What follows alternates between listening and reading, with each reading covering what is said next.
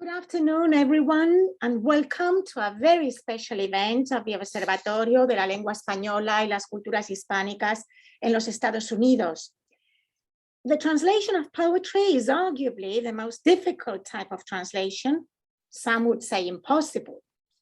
And I am deeply grateful and honored to welcome in this research center of the Instituto Cervantes at Harvard University two widely acclaimed translators of Spanish poetry into English who have made it possible for some of the best poets in our language to reach an impact on North American readers and writers. Professor Christopher Maurer and translator and poet James Nolan will share with us how they face the challenges of poetry translation, focusing on the creations of Spanish poets and on how they have been not only translated, but reviewed in the US, since translation reviews are a really good sign of a foreign writer's or a literary work's reception in a target context. Each of them will first give a presentation of around 15 minutes addressing these aspects, and then they will later hold a conversation between them in which you will all be invited to participate, preferably through the chat. Particular attention will be paid today to one of the main Spanish poets of the 20th century, Jaime Gil de Biedma. And we are very fortunate to have his main translator in the US with us today, James Nolan, whom I'm really pleased to introduce to you. James Nolan is a widely published poet, fiction writer, essayist, and translator who holds a PhD from the University of California at Berkeley. His translations from the Spanish include Pablo Neruda's Stones of the Sky and Longing, selected poems of Jaime Gil de Biedma. He has also published a book on comparative hemispheric studies comparing the poetics of Walt Whitman and that of Pablo Neruda. His own fiction includes publications of collections of short stories, a novel called Higher Ground, and poetry collections such as Why I Live in the Forest and What Moves Is Not the Wind, or Nasty Water, collected New Orleans poems. His recent book, Flight Risk, Memoirs of a New Orleans Bad Boy, won the 2018 Next Generation Indie Book Award for Best Memoir. James Nolan has received 2 Fulbright fellowships in Spain and has taught at universities such as San Francisco, Madrid, Barcelona, Beijing, as well as in his native New Orleans. So thank you so much, Mr. Nolan. It's a real privilege to have you here with us today. Welcome to the Observatorio, and you have the floor now. Gracias. Me gustaría empezar agradeciendo tus esfuerzos tremendos, Marta, en organizar este evento, y también agradecer a Luis García Montero del Instituto Cervantes en Madrid por haber elegido a Jaime Gil de Biedma como el poeta enfoque de este año. I'm going to tell you a little bit about how the book Longing came about. I was in 1990, I was teaching at the University Autónoma de Barcelona, and I was visited by my good friend, the beat poet and publisher of City Lights, Lawrence Ferlinghetti. And Lawrence asked me, he said, Jimmy, who are people reading now? Who are the hot poets in Spain? And of course, in 1990 was precisely the year that Gil de Biedma had passed away from AIDS. So he was a little bit in the news. I had been doing sketchy translations of Gil de Biedma during the past several years. And so I gave my manuscripts and Las Personas del Verbo to Lawrence, who came back and said, this is wonderful, let's do it. Let's do a book. So I went back to San Francisco for the summer of '92, mostly to escape the Olympic hysteria in Barcelona at that time. And Lawrence and I put the book together. And the book was published in 1993. And there's been a second edition that came out in 2001. I'm going to be talking a little bit from my collection of essays called Fumadores en manos de un Dios enfurecido. Ensayos a caballo entre varios mundos, because I have an essay in here called El juego de traducir versos Jaime Gil de Biedma a través del espejo del inglés. And so I use the metaphor of writing in a mirror to talk about translation. I imagine that poets do translations because we catch our own reflections in the mirror of another language or another nationality. We don't need the image anymore, that's okay. Thank you. Or in any case, that's what happened to me with Jaime Gil de Biedma's poetry. At first, frankly, I have to confess, I didn't like his poems because they didn't seem very Spanish to me. As a Fulbright professor of North American literature, I went to live in Barcelona for the first time in 1979 with a Losada edition of Garcia Lorca under my arm. I was seeking the voice of Duende and the mystical caverns of España Negra, which were transplanted during that era through pints and hashish in the cafes of the Plaza Real de Barcelona. Gil de Biedma's poetry, on the other hand, I found a reality closer to my own. No, I didn't hear that hoarse Southern voice surging from the well of the subconscious, as in Cernuda and Garcia Lorca and Alberti. But instead, I saw J. Alfred Prufrock waking up with a hangover, examining his face in the bathroom mirror. Of course, I immediately recognized the ironic conversational voice already familiar to me from Anglo-American poetry, Eliot's distancing and allusion, Auden's political commitment and ironic tenderness, and William Carlos Williams' intimate speech. Just you and I, reader, here we are face to face.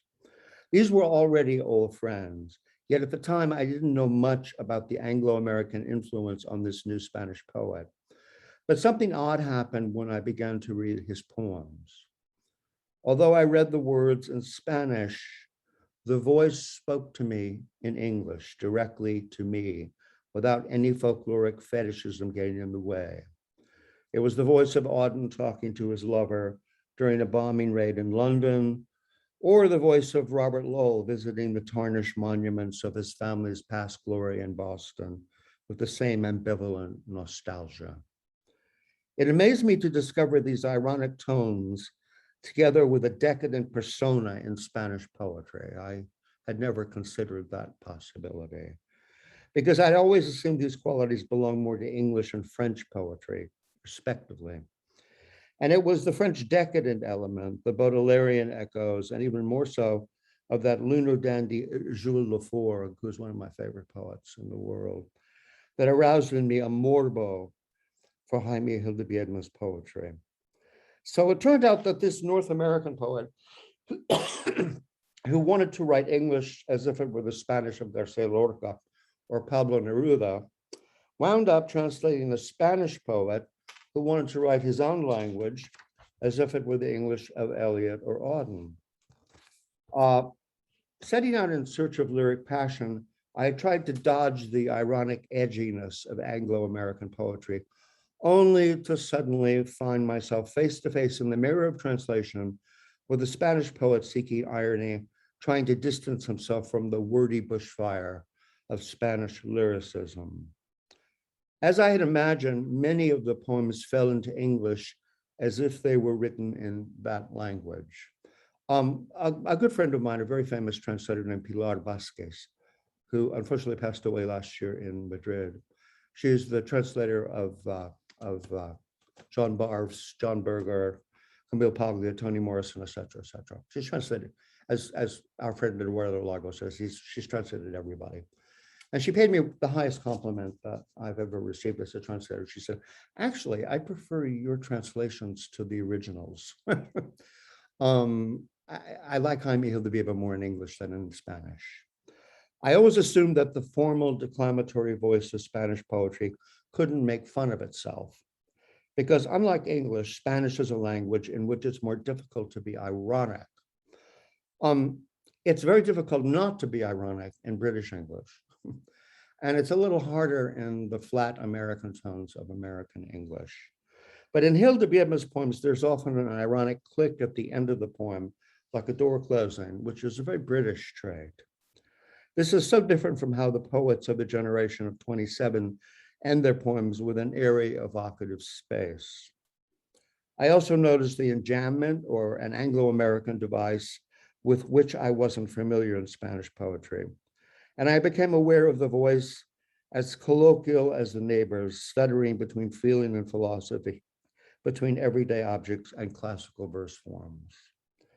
The most fascinating poets of this century have been those trying to write their own language as though it were another, to capture a foreign music, quarreling with their language and struggling against the limitations of its syntax and tradition. It's always a revelation to translate one of these poems into the language it intends to imitate. You can imagine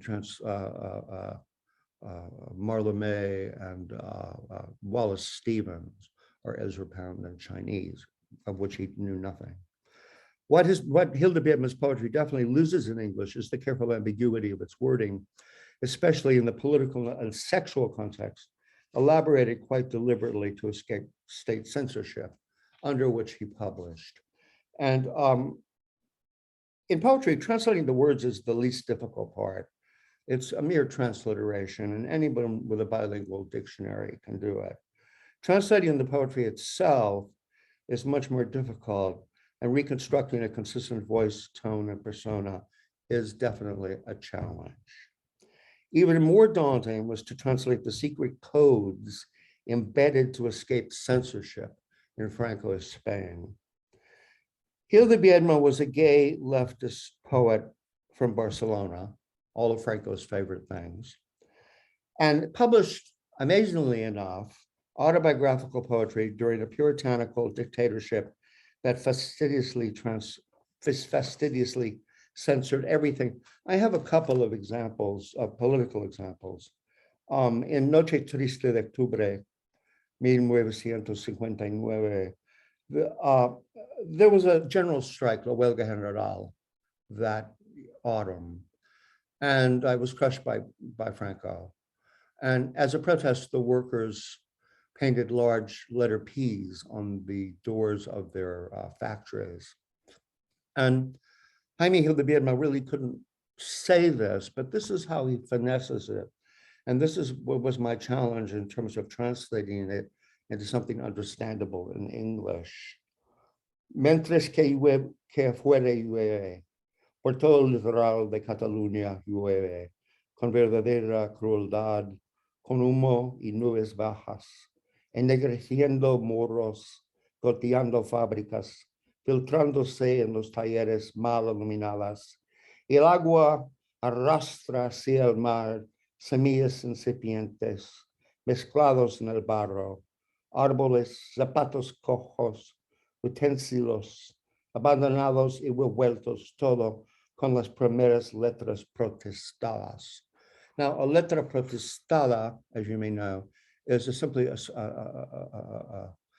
letter saying that you've missed a payment. So, but he was trying to talk about the letter P painted on the factory doors. So the way I translated that, and gullies of water dragged down to the sea, sprouting seeds mixed in with the muck, trees, single shoes, tossed out tools, everything churning together, the first protest with the missed payments. So I tried to get both meanings in there, both the protest and the missed payments. Another example in which I had to make a difficult choice of vocabulary was in the poem Loca, which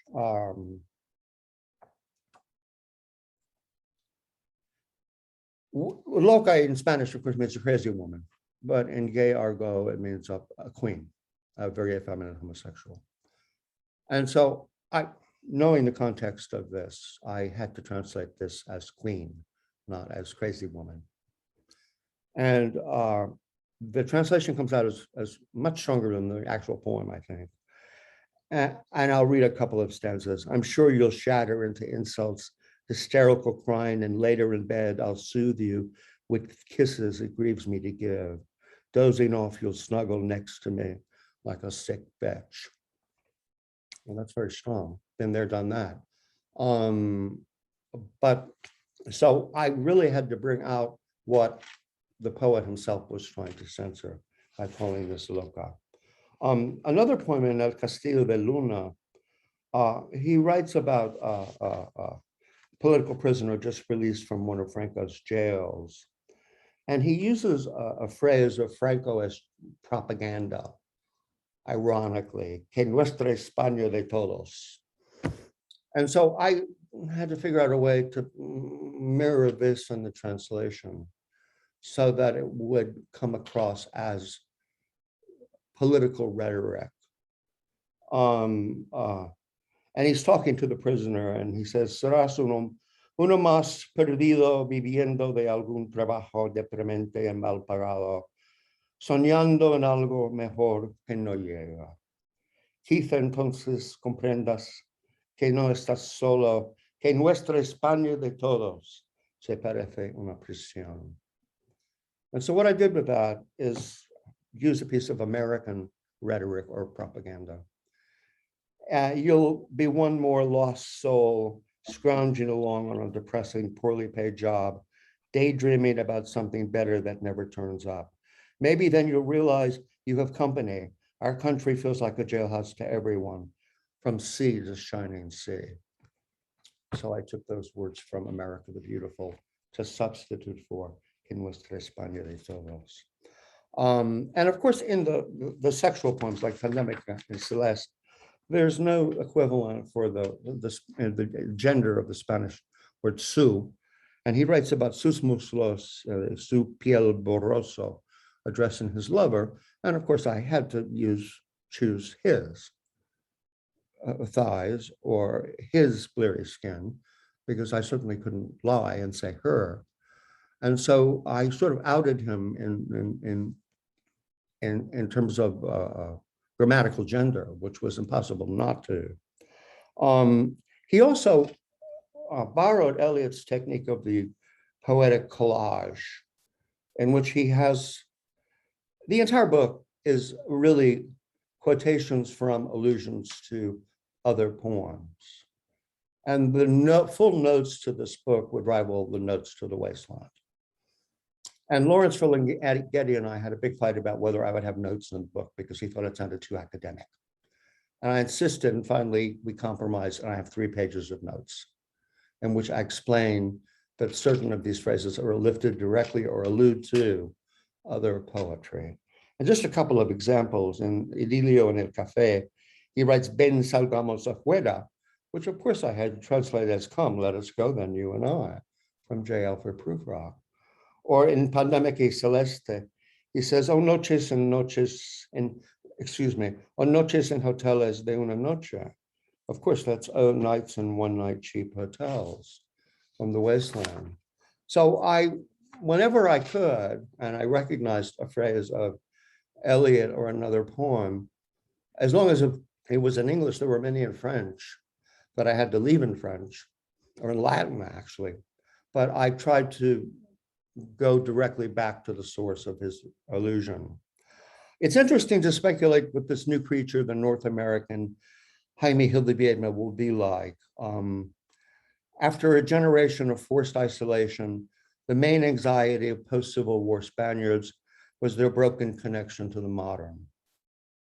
Gil de Biedma's generation of poets was an orphan one, most of their predecessors either dead or exiled. They looked toward cosmopolitan foreign models because there were very few local ones. And now this orphan generation of Barcelona poets, known as La Escuela de Barcelona, which was first anthologized by Juan García Hortelano and El Grupo Poético de los Años 50, which includes Gil de Biedma, Carlos Barral, Anel González, José Agustín Huizola, are a linguistically exiled generation at home nowhere in Spain. As poets deeply rooted in Barcelona who wrote in Castellano, there's no cultural or economic support or acknowledgement of them as poets of Catalunya after the Normalización Lingüística of 1983. So when you come to New Orleans, you immediately hear about Tennessee Williams. And when you go to San Francisco, you immediately hear about the Beat Generation. When you go to Granada, of course, you immediately hear about Garcia Lorca. And then there's that wonderful statue of Pessoa in Lisbon. But there's nothing like that in Barcelona. You'll never hear about Jaime Gil de Biedma in Barcelona because he's not considered part of Catalan culture. Spain has now achieved the modernity that the post-Franco generation longed for, and the transitional figure of Gil de Biedma has arrived at a popular, if somewhat sensationalized, cult status in Spain. I personally had to walk out of the grotesque, over-sexualized 2009 biopic, El Cónsul de Sodoma. Also, Colita and Juan Marce hated it. It took the most morbid sexual aspects of Jaime Gil de Biedma's life and exaggerated them to a really pathetic point. And there's a biography by Miguel Dalmau called Gil de Biedma, Retrato de un Poeta, which portrays him as un dandy de izquierdas in the social context of the decadent La Gauche Divine of Barcelona in the 60s and 70s.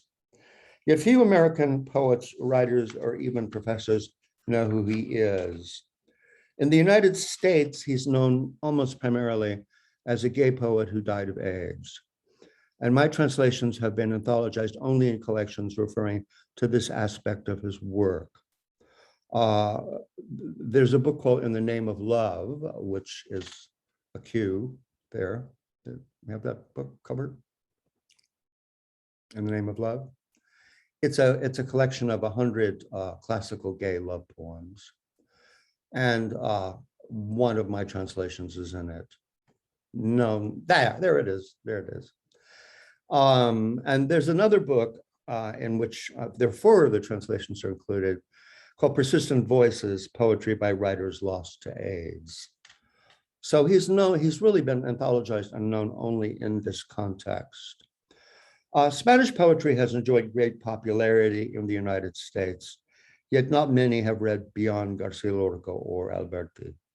These days, of course, we have skipped a generation and are fascinated by the films of Pedro Almodóvar, curious how the Spain represented by the generation of 27 has been transformed on the other side of an endless silence until the country of Mujeres al borde de un ataque de nervios. During my extended residences abroad, I lived in Spain for 10 years and taught there.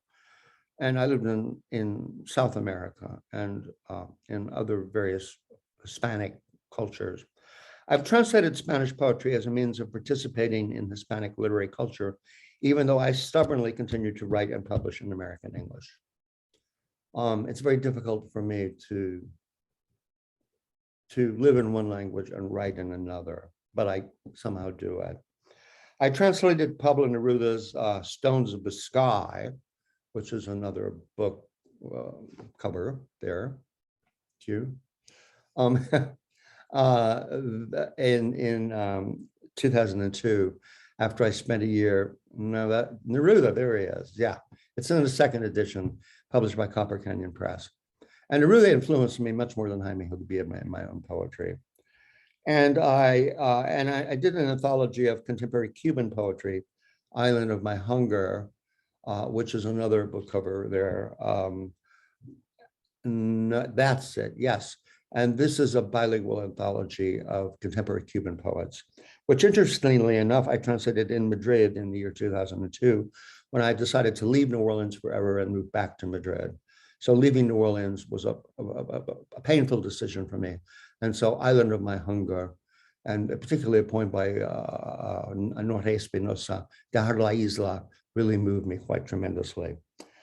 Translation is betrayal, not only of the inevitable betrayal of the original's purity, but of the translator's tastes, envies, and assumptions. Neruda had a tremendous effect on my earlier poetry, quite evident in the sonorous translations that Jose Emilio Pacheco has done several of my earlier books, poems from my earlier books. I had the great privilege of doing a poetry collaboration with the great poet Jose Emilio Pacheco. We translated each other's works. And it was the only time in my life I've ever translated someone who I could talk to, who was alive, and ask him questions, and he can ask me questions. And so that was a very fruitful relationship. And perhaps Gil de Biedma has influenced some of my later poetry, my own version of his posthumous poems. Some of them really have influenced my latest book called Nasty Water, collected New Orleans poems published in 2018. And if we have time later, I'll read one of them, a short one, that illustrates Jaime Gil de Biedma's influence on my later poetry. That's another cue for the book cover, but it's okay. Nasty Water, anyone? Okay. There we go, Nasty Water. Okay, as you can see, I have several posthumous poems in there, poems written by my spirit after my own death, as Jaime did. Any poet who translates Baudelaire, Neruda, Pound, Stevens, or Gil de Biedma says as much about himself and his own culture in the translation style as he does about the poet of the original. Poets stand more naked in the reflected light of our translations than in the direct beam of our own poems. This poem translating game is no game. Poets choose the mirrors that we need. Thank you very much, James. I gave you something to think about. Yeah. Thank you so much. So we'll move on to Professor Christopher Maurer, and then you can go on with some of the really interesting and difficult points you've raised in your presentation. Okay.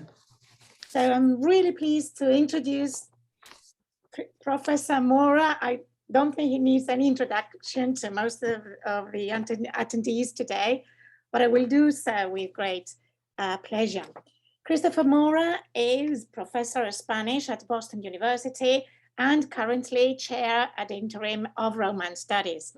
He teaches and writes about Spanish poetry with special emphasis on poetry's relations with music and painting. He teaches translation and textual criticism, and he's given courses throughout his career in various topics such as 20th century reception of Baroque authors in Spain and Latin America, the uses of archives, Spanish language poets in New York, the historical avant-garde, contemporary adaptations of Lorca, etc. In his research, he's studied writers from the 16th century, like Francisco de Figueroa, to the 20th century and beyond. He's mostly specialized in García Lorca. He has, for example, edited García Lorca's collected poems, a selection of verse, his early prose, his lectures. He has co-edited with Andrew Anderson Lorca's complete letters, and he has translated letters by other poets like Joan Margarit or Lorca's deep song and other prose, and other poets such as Juan Ramón Jiménez, or writers from other centuries like Baltasar Gracián, whose The Art of Worldly Wisdom became very popular in the 1980s, thanks to in the US, thanks to Professor Maurer's translation. Christopher Maurer has designed a digital humanities project called Streets and Dreams, which mapped Lorca's movements in New York. And more recently, in 2019, he curated the exhibition Jardín Deshecho, Lorca y el Amor at the Centro Federico García Lorca in Granada. So for all his achievements, he's académico correspondiente of the Real Academia Española and académico electo of the Academia Norteamericana de la Lengua Española. And a few years ago, he was awarded the Orden de Isabel la Católica by His Majesty the King of Spain. So thank you very much, Professor Maurer. Thank you, Christopher. Welcome to the Observatorio again. And it's your turn now. Gracias, Marta. Es un placer estar aquí contigo. Gracias por la invitación. Y estar entre traductores, intérpretes, que podemos charlar de esto. Noto, I was noticing that I'm going to give my talk in English because my material is in English. I want to talk about how Spanish translations of poetry are reviewed in the United States. So as Marta pointed out, this is one of the principal means by which Spanish poets become known in the US. And I think we have failed miserably to review Spanish poetry. And I'm going to prove that with some statistics and make a few nasty comments about translators. And to do that, I have about reviewers. I'm going to try to share this screen. By the way, hello to everyone. And thank you, James, for a really beautiful talk. Can everyone see this? Yeah, are we good? Yes, yeah. Okay, so a few words about the grammar of reviewing translations. I'm interested in that, specifically in translations of Spanish poetry, but more broadly in reviewing in general, reviewing translations. Don Scher, translator of Hernandez, what could be more American? I don't know about that. What could be more American, more vitally important to our own time than to let voices in and to listen? So the people who let voices in among the gatekeepers are reviewers. I'll start with this. Every translator has munched on sour grapes.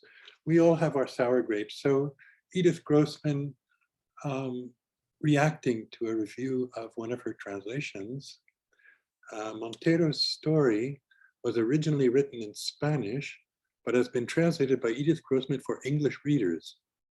Fortunately, the translation doesn't seem to have taken anything away from the beautiful style in which the book is written.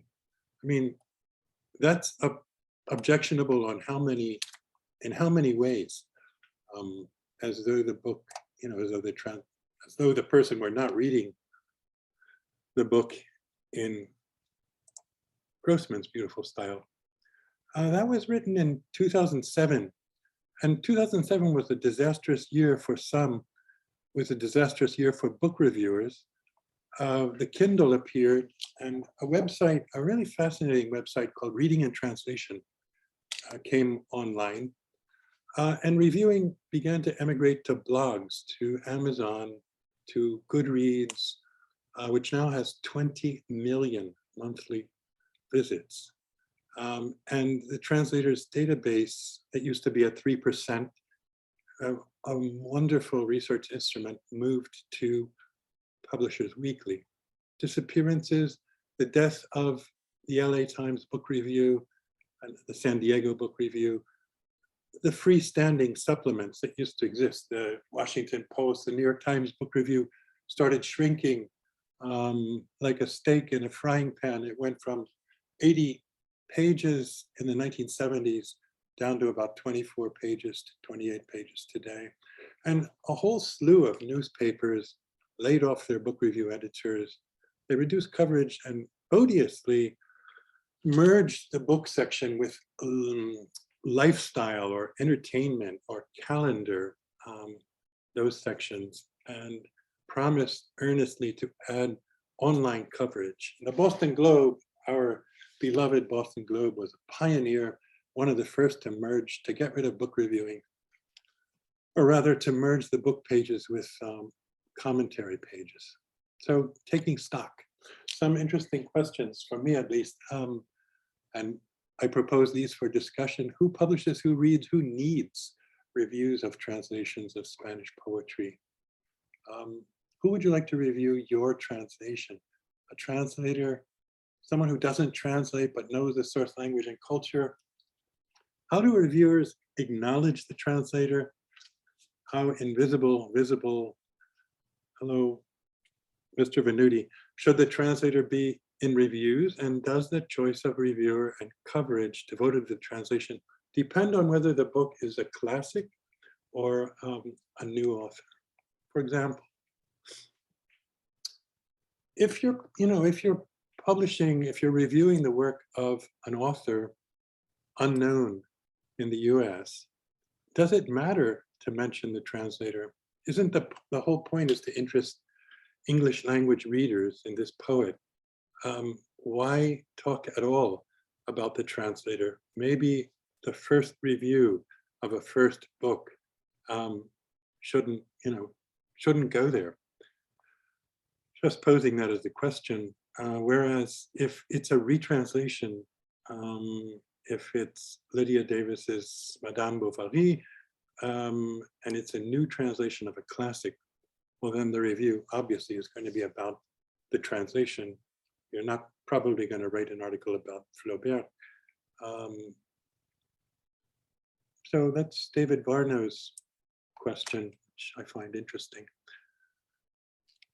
Look how meager those sour grapes, those desiccated raisins. Look how little poetry is published. These are the statistics I could find. Poetry plummeted from 141 English language translations released in the US, according to Publishers Weekly, to 114 by 2018. That's quite a significant decline. Some statistics: Spain translates 13,000 books a year into Spanish from other languages. Total titles published in the US, not in the US and Britain. Translations into English, France leading the way, and Germany.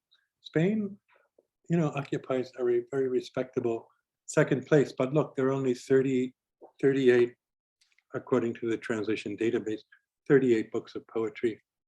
And it goes down. Some countries have far fewer, obviously. But here we go back to the old problem of how little gets translated into English. These are the poets that got translated over the past 10 years, between 2011 and 2021. Again, just taking stock here. You can see how many of them are a generation of 27 poets. I think of these 36 or 38, only 20 are contemporary, living poets. They're including, Fernando de Herrera, who wrote in the 16th century. They've included a couple of anthologies, but very little contemporary poetry gets translated, and even less, how many of these poets get reviewed? Very few, I would say almost none, even the best known. So Gil de Biedma, for example, while James's translation was, I noticed, reviewed in the Village Voice, and in a couple of other places. Your translation of Neruda was reviewed in the Voice. That's now disappeared, and that world of book reviewing has disappeared. And I began counting how many serious reviews there were of these poets. There were almost none, even of the best known of these poets. 24 living poets. When they are reviewed, here we go back to the invisibility question, and to a Twitter feed that I've been enjoying. It's fairly common for reviewers not to mention that the work they're reviewing is a translation, and it's fairly common, as we all know, to ignore the translator. The reviewer of Edie Grossman's collection of Garcia Marquez's short stories, Strange Pilgrims, analyzes a characteristic Marquez sentence. When we came back to the house in the afternoon, we found an enormous sea serpent nailed to the doorframe. Jeremy Munday, the translation theorist and historian, this is not, in fact, a complete Marquez sentence at all. It's written by Grossman. So the translator becomes invisible, but you can protest by tweeting, name the translator, and you can complain about the reviewer, as you can about the book covers. I mean, there's another Twitter feed called Translators on the Cover. And this is a more recent campaign to make sure that translators' names are on the cover. I think yours was, James. It got kind of obliterated there, and so was Garcia Montero's and translator of Pacheco, Catherine Silver. But look, only 44% credited translators on the front cover. I like to do research about translation, and I found a wonderful letter by Ben Bellet, translator of Neruda and Lorca and others, who wanted to go beyond the cover. He wanted his name on the spine of the book. So I'm anticipating a future Twitter feed, translator on the spine. How to, the problem basically is in sources like the Times Literary Supplement. There are many print publications that run 500 to 800 word reviews. And the first thing the editor will cut out of the review is mention of the, a comment about the translator, to shorten it, to fit it into that Procrustean bed. So there have been several roundtables by reviewers of translation. I've made up a little bibliography for those of you who are interested, which we'll post online, who suggest ingenious ways to link the author and the translator together. And here's a good example of, a few words that acknowledge both the author and the translator. Linkages through quotation. To me, this is like an interesting sentence. Anja Kampmann's Wie hoch die Wasser steigen, high as the waters rise, which won the Lessing Promotion Prize and was nominated for National Book Award. We have her CV here. In Anne Poston's English translation, thank you for not using an adjective, is relentlessly lyrical. Kampmann and Poston write gorgeous sentences, lavishing descriptive attention on the light cast on bird feathers, the brass balustrades of a Budapest hotel, a quote, sea bright as a blast furnace. That makes me want to run and get the book. And it's just a nice way of linking author and translator through quotation. Now we have other more malicious souls who link author and translator through concessive sentences. This is what I mean about the grammar of reviewing. Although the rather awkward translation by Richard Philcox doesn't always do justice to her mellifluous prose, the novel is imprinted with Condé's distinctive ironic voice. And my colleague, my dear former colleague, Alan Smith at BU, found a nice way, this adversative sentence. Comparative reading of Cernuda's prose pieces, first in Spanish, then in Kessler's translation, quickly makes evident the excellence of the English renderings. Yes, La espina de una flor was overly defined as a rose's thorn, and su sed inexperta was shorthanded into its thirst, but en él se cifraba had found its solution in it was encoded, and desmesurado was uncontainable, happily. And coche, for example, was historically and contextually accurate as carriage and not car. So that's a pretty dense, if you only have 500 words, which he did, he crammed a lot into that sentence. We have this phenomenon known as adjectival and adverbial reviewing. I was reading the TLS from June 20 to March 21st. Just 24% of titles reviewed in the TLS were translations, almost none. I found one review of Rosalía de Castro, of translated volume. And these are all pat on the head adverbs and adjectives, a nimble introduction and useful endnotes. We're going to go in crescendo, right? Convincingly and smoothly translated by Milano Apple. Faithfully and engagingly translated by Stephen Kessler. Gracefully translated by Thilo Reinhardt. spirited, slightly sexed up translation of Rabelais. I don't know what a sexed up translation is. A crisp translation. I don't know, keep that in, in an airtight jar by Michael Hoffman. Idris's translation is lucid throughout, has not been drinking. But James Nolan tops Idris with a faithful and pellucid, not lucid, pellucid translation by James Nolan. Then we have the adverb family, lovingly and painstakingly translated. I wonder how you speculate about that. Lovingly translated, probably hating every moment of the translation. Exquisitely, brilliantly translated by Fiona McIntosh. Supremely elegant. We're getting to heroic, and we've reached passionate, courageous, resourceful, razor sharp. The adjectives are piling up now. The opposite is the dreaded adjective clunky, which I never figured out what that means. Originally written in German, the text is clunky in places. I would say that's sort of the lowest form of reviewing, is to say that the translation is clunky in places. The translation, though its freighted symbolism, is as clunky in English as it is in Arabic, yes. It has its clunky moments. So, many of us are grateful for those adjectives and adverbs. That's all we get, just that little token of reviewerly attention.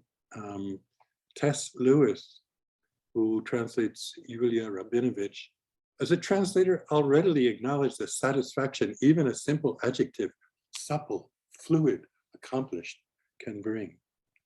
That's from a series which you can look at, fascinating series in Words Without Borders, with 8 different reviewers on how to review translations. Hippelage, displacement of the adjective. We're no longer talking about the translation. We just cut to by the excellent Michael Hoffman, by the excellent Lisa Dillman, the brilliant Stephanie Smee, Ovid, translated by the most eminent hands. And if we want to raise that, we say, it's like, I'll raise you one. Newly translated by the excellent Chris Andrews, adjective and adverb. Intoxicatingly translated by the brilliant Jeremy Tian.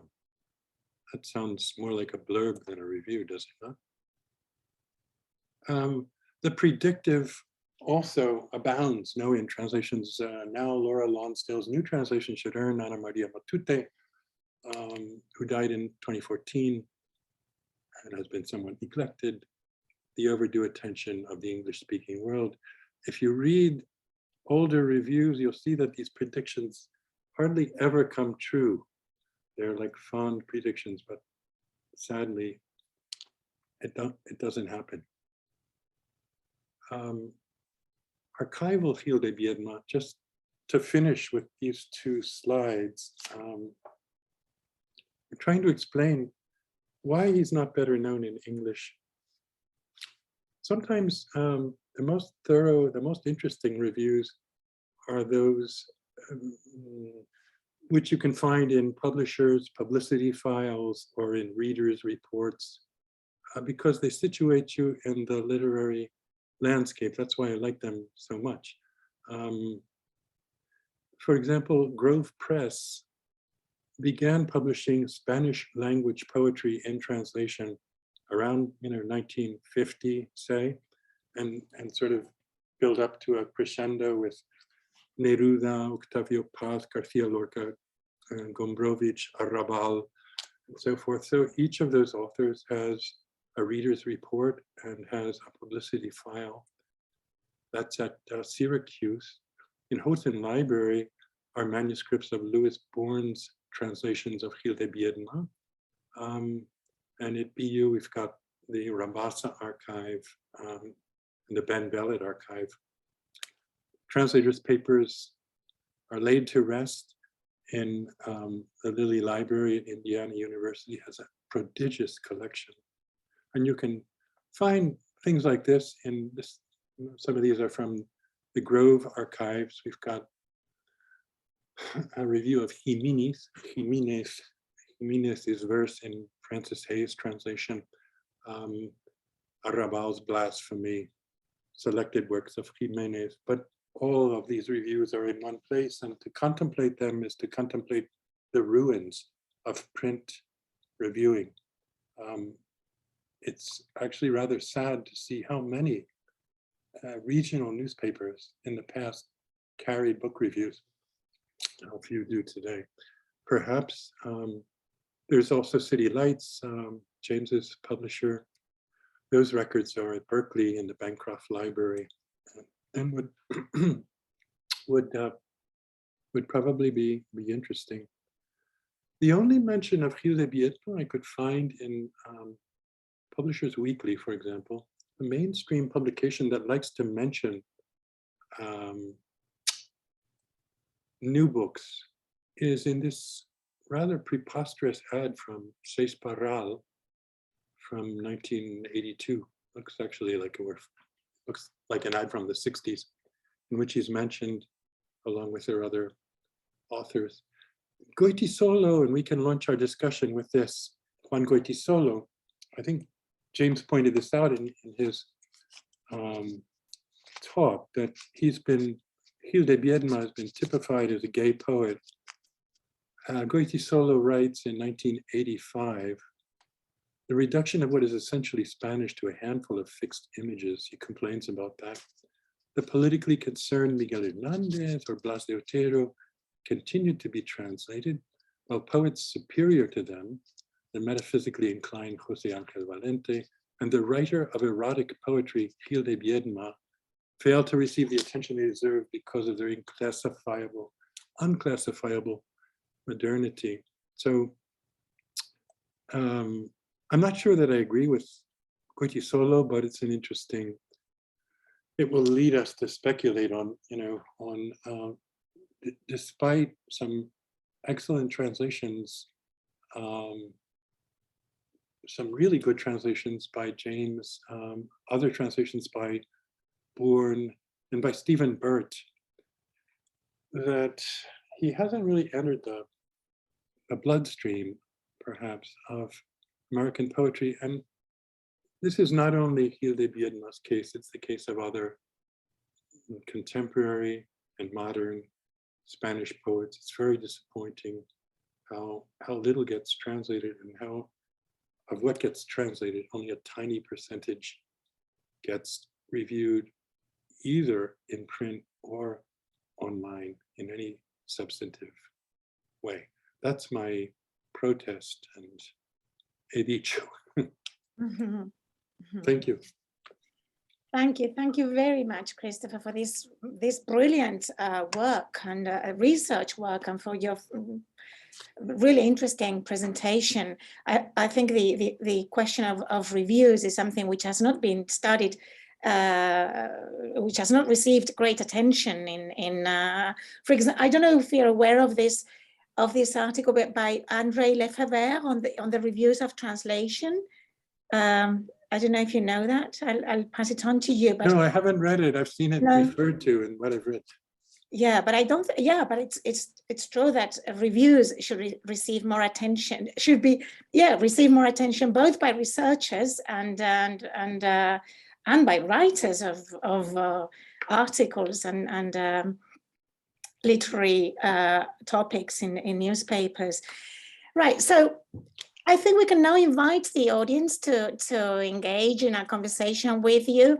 But if before we have any question from the audience, if you would like to exchange any points, comment on anything that the other has said.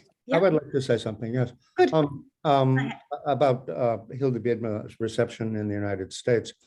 I learned very late in life that unless a poet or a translator goes around to bookstores and does personal presentations and readings and attracts a personal audience, which gets the book reviewed, if there is anything left of print journalism, that it will not, it won't surface in the public's consciousness.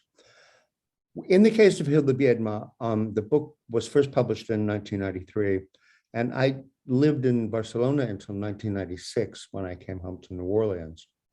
So I didn't have the chance to go around, and I did one book presentation at City Lights with flamenco guitar and wine, and it was wonderful. And we sold all the copies of the books we had.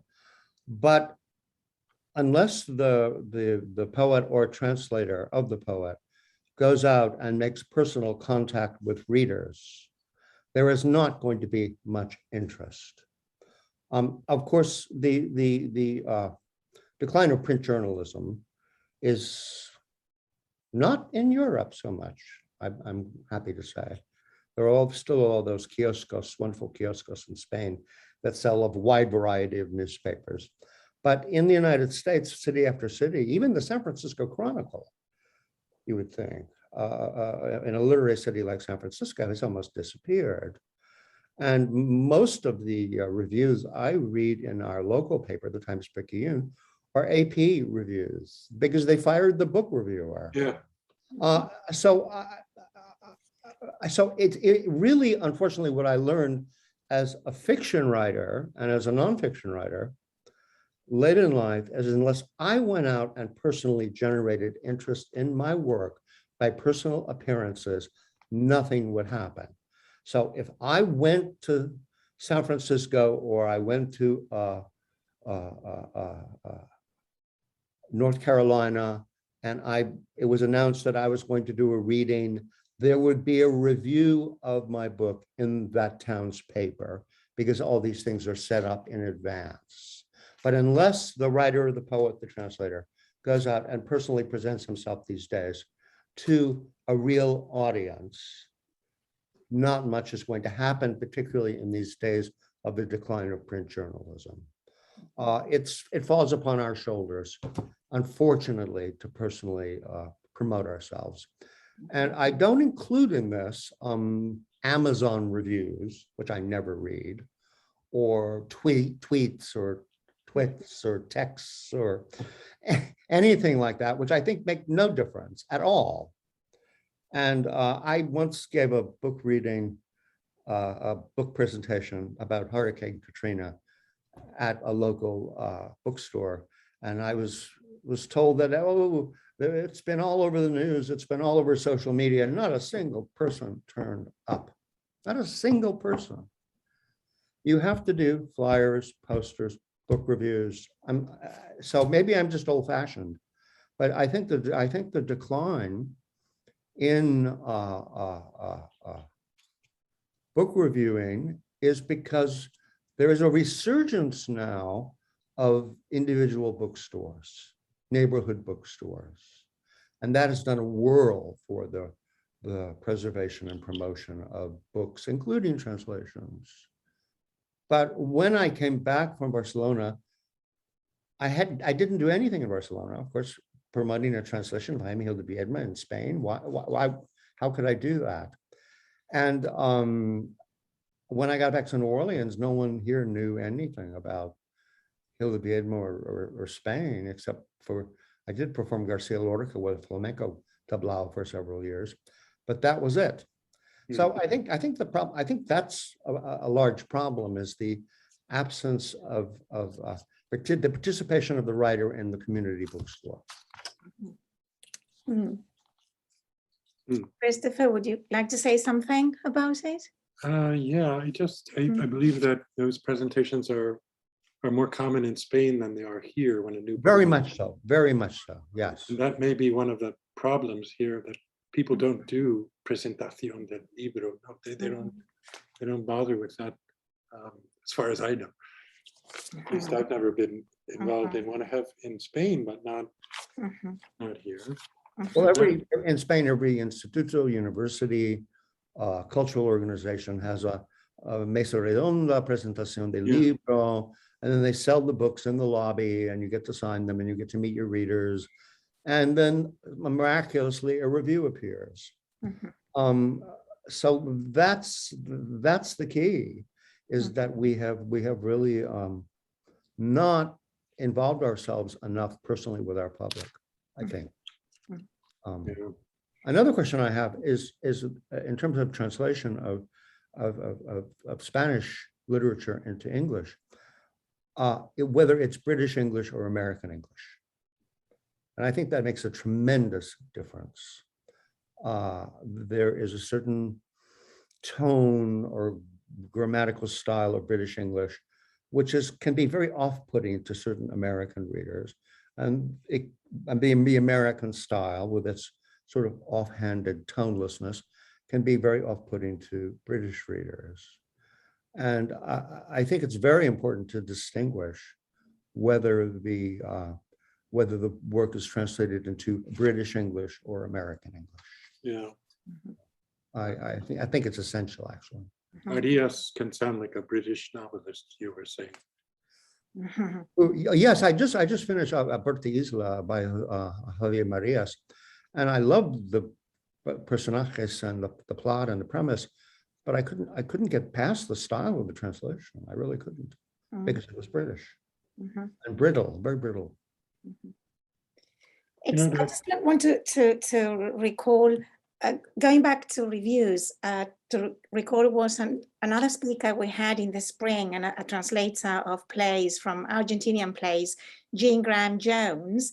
And I remember her saying, connecting to what James has just said about not reading Twitter or other comments in social media, she actually said that conventional plays theater reviews were gradually being replaced by spontaneous comments by the audiences in social media. So that we might have another reason why maybe there are fewer and fewer reviews, if it is the case that there are fewer reviews in general, not just reviews of Spanish poetry. Well, if you go online to buy at Amazon to buy a lawnmower, you're going to see all these illiterate comments from people about the best and worst things about this lawnmower. And how can anyone take that seriously about a book of translations or a book of literature? I don't read them. Yeah, they're like end of semester evaluations. You get 4 stars, 5 stars. Yeah, exactly. Anyway, so we have some very good translators with us today. At least 4 that I know: Daniel Aguirre, Francisca González Arias, Constance Marina, and Erin Goodman, and probably other people that I don't know personally. So let's invite people from the audience to ask their questions, if there are any. Otherwise, I have some questions myself, but I would like to listen to comments or questions from the audience. Would anybody like to ask anything? Danielle, you got one of the substantive reviews for Panic Cure for your anthology. You know, actually, you've been treated very well by the reviewers, better than others, better than you deserve. Given that I only wrote the introduction to it, actually I wrote it after the anthology was put together, which is a funny situation to be in. When adjectival on YouTube, Aguirre's intelligent introduction. But no clunky Aguirre.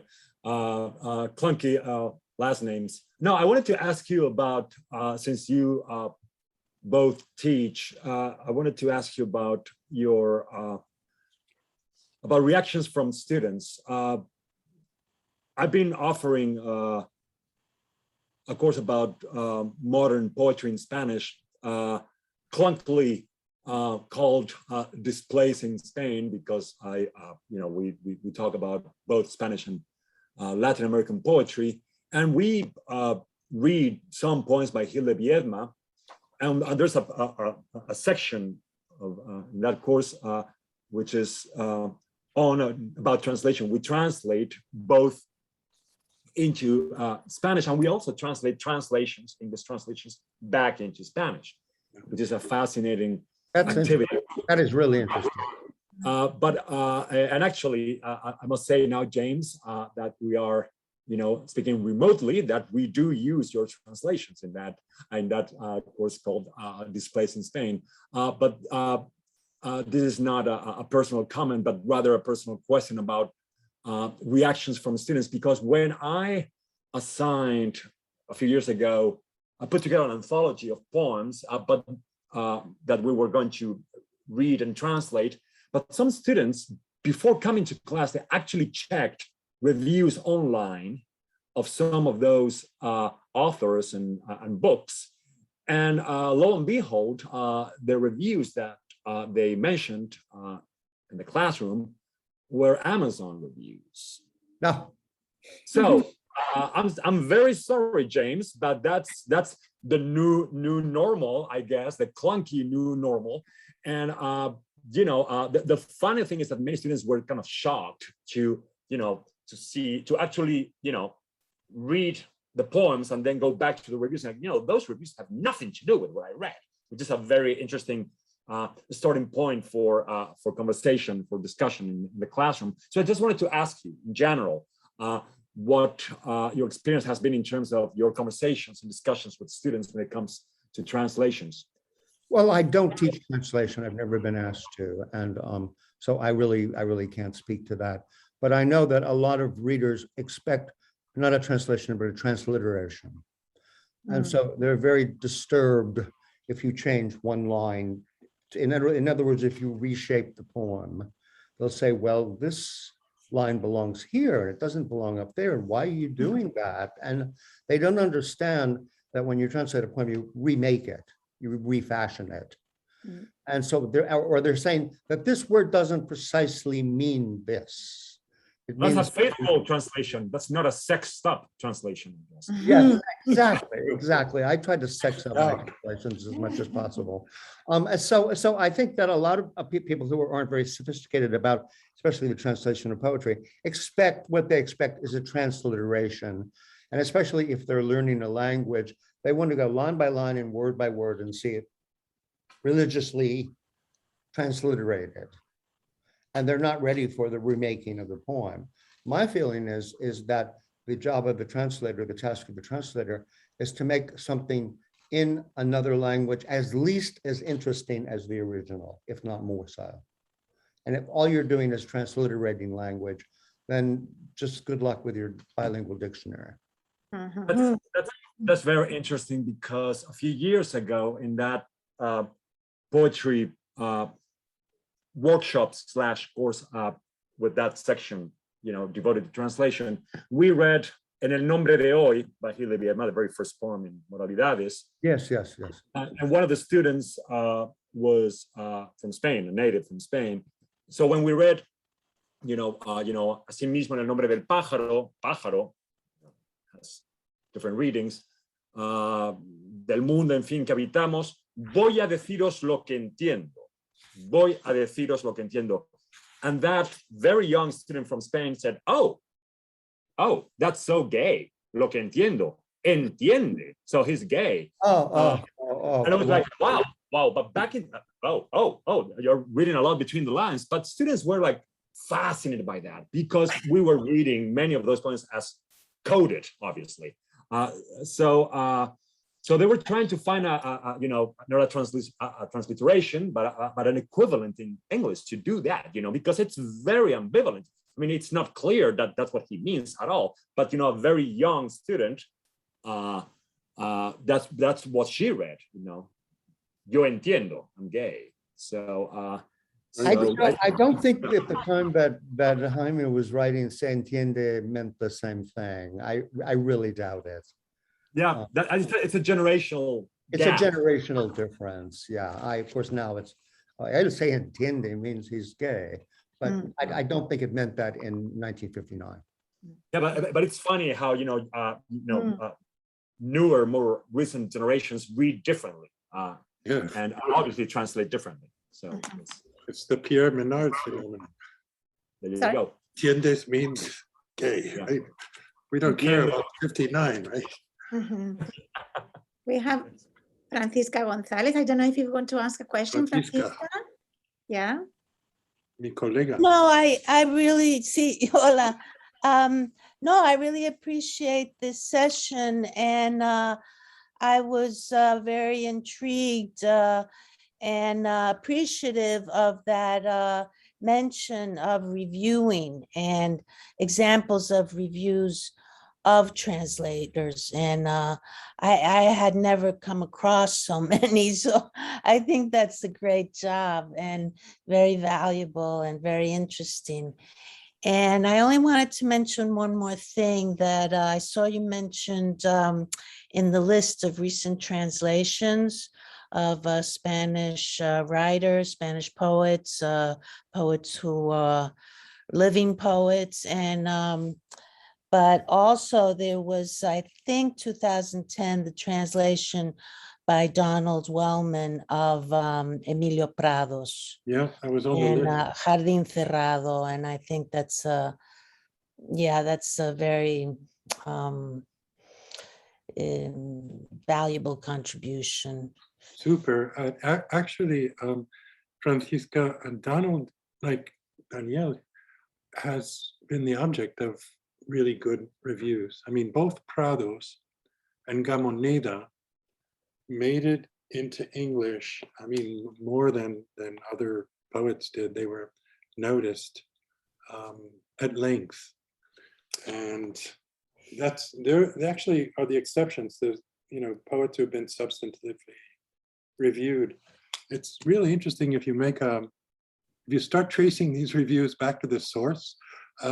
It's one woman at translation, reading and translation. Oh yeah, A very wonderful reviewer called Lucina Schell. Lucina. Schell, S-C-H-E-L-L, who reviews for that super, that admirable. Now I'm adjectiving. Oh, interesting. Publication. Can you write that in her name and the publication in the chat? She's actually she founded this translation, reading and translation in 2007, and she became, she turned it over to someone else, but still reviews there from Spanish, books from Spanish. And she's now a publicity director, marketing for foreign rights or something like that at University of Chicago Press. So I was researching this little talk, and I'm about to publish an edition with University of Chicago. And I said to my publisher, listen, get on the phone with Lucina Schell. She's the one that can review our books. I wanted to mention something that Christopher said about a translator named Ben Belid. He is the reason I started translating, because I hated his translations. So whether it was Garcia Lorca or whether it was Neruda, he made everything sound like a Presbyterian hymn. And, and so he was the reason I started translating Neruda, because my eyes would cross the page and I was saying, no, this is not the tone. This is not the poem at all. Yet for many years, when I was an undergraduate or even a graduate student, he was the go-to translator for contemporary Spanish poetry. And I think he did, I hate to speak ill of the deceased, but I think he did the Spanish poetry translation a great disservice, because people say, oh my God, it's not, it can't be that dull and droning. I would disagree with you, James. I think he did us all a great service, because so many people felt outraged by Ben Belid that they started translating themselves. That's exactly what happened to me. It happened to you, it happened to me. Because I read, there's a line in Garcia Lorca that says, asesinado por el cielo. So, your normal translator will say, assassinated by the sky, murdered by heaven. How should I translate this? Ben Belid, oh, thunderstruck. Oh dear. Yes, a mighty fortress is our God. No, he really did make everything sound like a Presbyterian hymn. But he had this great energy as a translator, and Well, he did a lot of it, and he got it published. But so you were also I converted. was propelled to translate by Ben Bellet. I was I've also. heard that from other translators. We all Exactly. started. Thank Yeah, you, Ben. We started because of you. I couldn't believe that this wonderful poetry I was reading by Garcia Lorca and by Neruda was being rendered into this lugubrious English.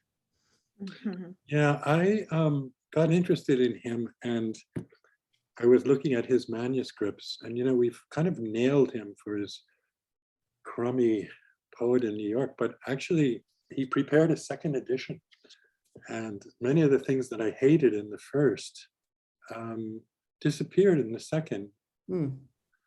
He had, he repented, and he made a more sober translation. We all grow. He had permissions problems, and the book never made it into print. So it's just a manuscript. It's the repentant Bellet that no one knows about because he's in the Brown University. Well, of course, for years, Carmen Balcells in Barcelona controlled all of this. She controlled who translated who. Yeah. Gave the contracts. And as a matter of fact, Lawrence Ferlinghetti and I had to go to her office to get permission to translate Gil de Biedma, because they were good friends along with Colita. So I don't know whether Carmen Balcells gave some sort of exclusive contract to Ben Bellet to translate these poets or not. She was a very powerful woman. She was a very powerful woman. Yeah, well, it was his idea that he owned that book, Poet in New York, a sort of moral ownership. I'm the one that did this. This is my book. Well, who owned it was Carmen Balcells. Yeah. Yeah. A question from Daniel. Yeah, Daniel. Just a quick thing about La Agencia Carmen Balcells, not Carmen herself. Yes. But I had to translate a few lines by Gil de Biedma for my last research project from the poem Apologia. I was doing, a close reading of the poem, and the publisher told me that if I quoted more than 10 lines from the poem, I had to, get permission from the publisher. So I got in touch with the Agencia, Carmen Balcells, and the terms were outrageous. No, it was very expensive. They wanted to charge me like $200, and they wanted like 3 copies of the book, which is, by itself very expensive. So, I mean, I had to either pony up or just cut some lines out of the translation. So, I'm sure that Carmen would have not done that, but right now, if you talk to the Agencia, things could get expensive and complicated and clunky. No, it was very difficult. As a matter of fact, Las Piedras del Cielo, Sons of the Sky, my book, was held up for years because she was holding up all of the later Neruda books. And I don't know how a Copper Canyon Press did it, but they broke the ice and then went on to publish 6 of his later books.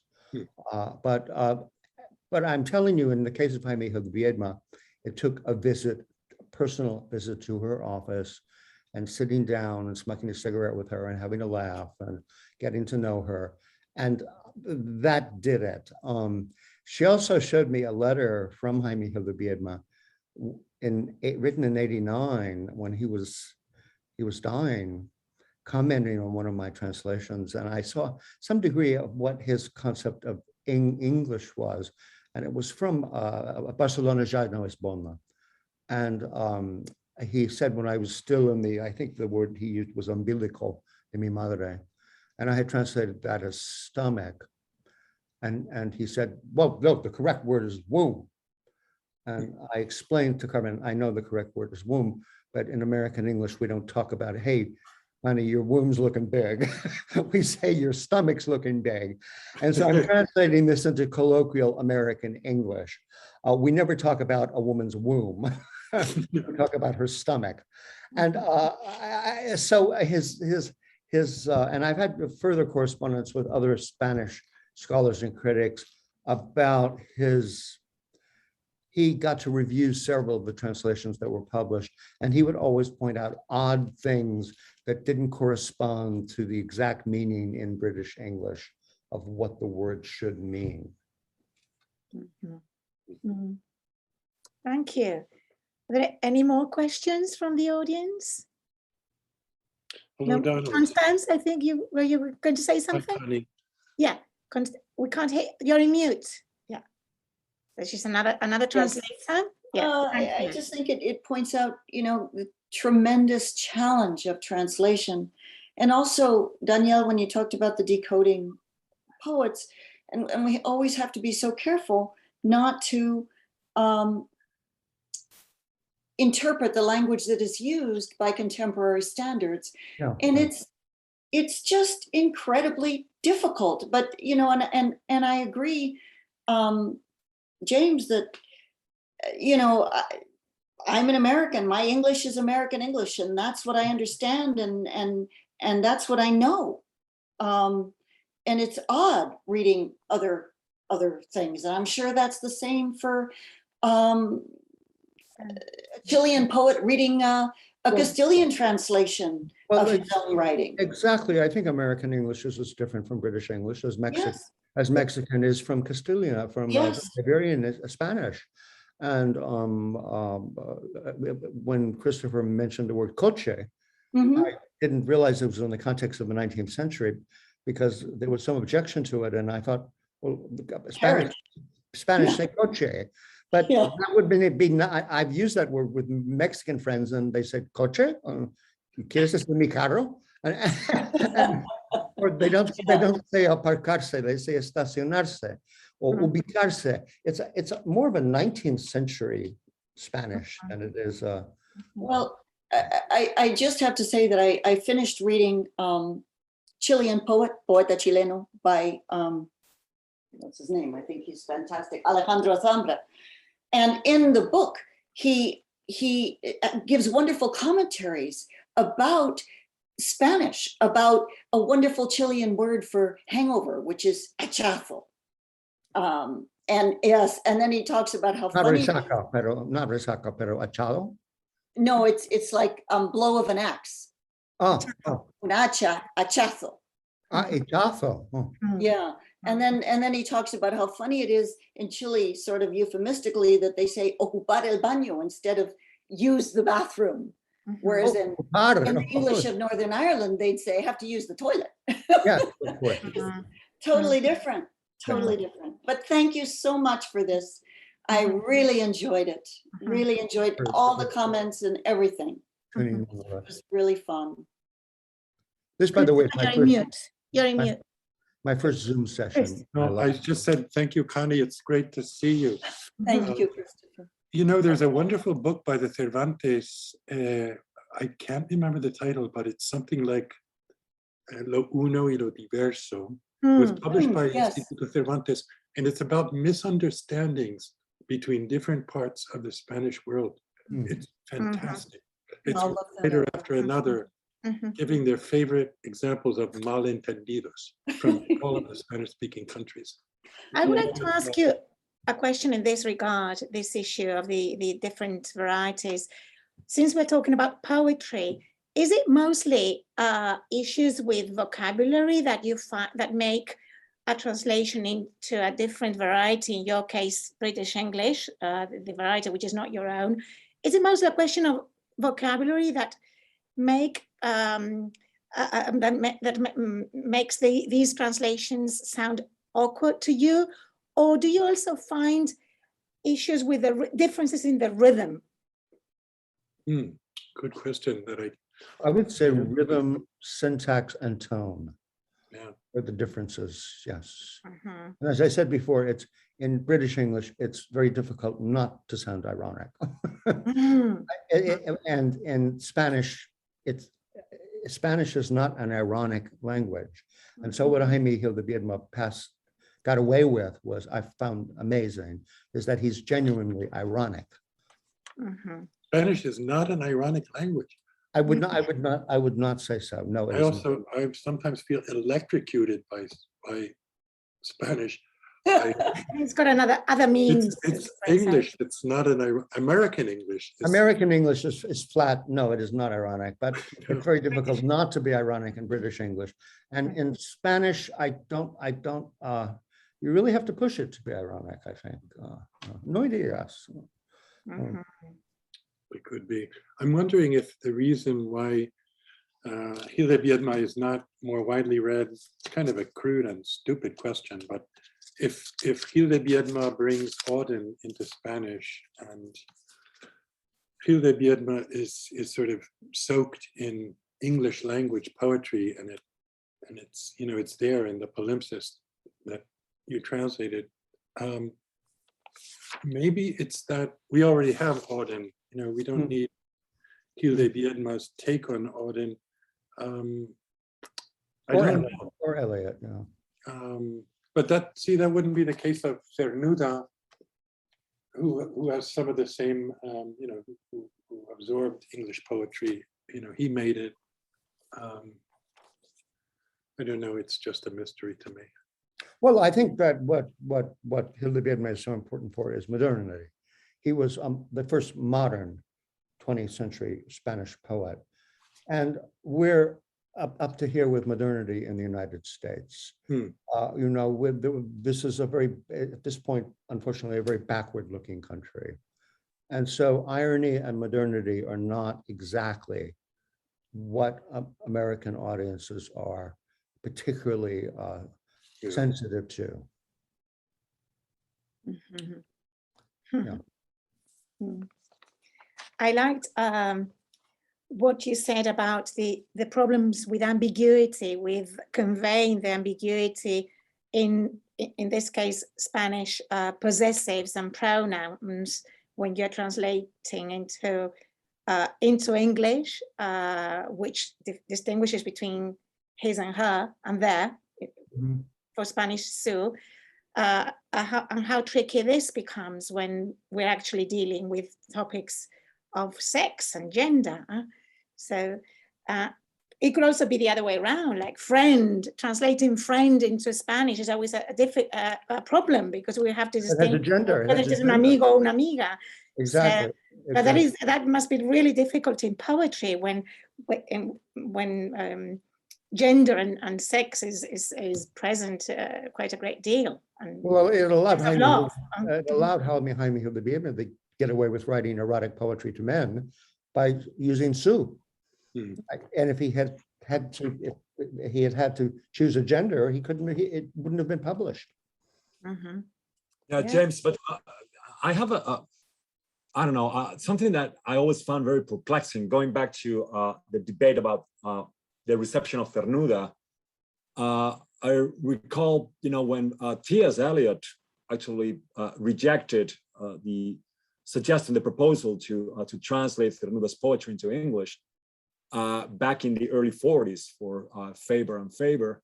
And it would be very interesting to do some research about it because I would not be surprised that I think Eliot did say that there might be some problem with the translation, but I wonder whether there was something else. For instance, the use of not only, well, not just pronouns, but also the sort of images that and the tone that Cernuda was using back in the day in Los Placeres Prohibidos, for instance, speaking of his sexuality. And also, I don't think Eliot knew Spanish well enough to translate Cernuda. But I think he read translations and he had an issue with those translations. And I wonder whether he had an issue with the translations themselves or with what he imagined was behind the translations in terms of a certain type of modernity that he was not very happy with in the case of, Cernuda's poems. I don't know. And obviously that takes us back to, the reception of Gil de Biedma and the connection between Cernuda and Gil de Biedma, I think. I don't think he would have been pleased with Gil de Biedma. I agree. Yes. I agree. Okay, I think we can stop here. Would you like to round off with some comments, some final comment, each of you, or about either poetry translation or whatever or Jaime Gil de Biedma or your own Yeah, work. we should all Yeah. start reviewing. Mhm. Could I read a short? I've made that, now I have a reason to retire. Could I read a very short poem Of course. of mine Great. that I think was influenced by Jaime Gil de Biedma? Good. And I didn't think my poetry was, but this is from a book called Nasty Water, published in 1918, excuse me, 2018. And it's called In Lieu of Flowers, and it's a posthumous poem. Good. That would be a lovely way to finish. Good. Yes, and I'm not really an ironic poet. Again, most of my poetry has been influenced more by Neruda and by Garcia Lorca. But this is called In Lieu of Flowers. After I die, no more erections, no more wild parties for anyone, okay? No more bagels on Sunday morning, no more sprawling in afternoon sunlight. I want you to suffer. My body will be rotting in a brick box on Esplanade Avenue. So from then on, oatmeal for you. Homespun and cold showers. No more smoking, drinking, staying up late. The good old days officially will be over. Do your taxes on New Year's Eve. Darn your socks on Mardi Gras. You'll finally have a great excuse to mope. So go ahead, be morose. Order bottled water. Become a vegan.